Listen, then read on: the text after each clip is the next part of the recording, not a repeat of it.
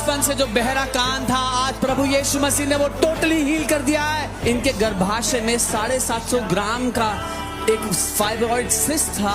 Doctor ने कहा था संभव ही नहीं है कि आप कंसीव कर पाओगी कभी भी, लेकिन प्रभु ने इनको आज बेबी की ब्लेसिंग दी है। मुझे डॉक्टर ने बताया कि आपका दोनों कूल्हा खराब हो गया। कल आपने जब प्रेयर किया तो मेरा दर्द सर अभी जा चुका है। ये क्रिएटिव मिरेकल है जिस व्यक्ति के कूल्हे खराब हो चुके। बोलो प्रभु यीशु मसीह की।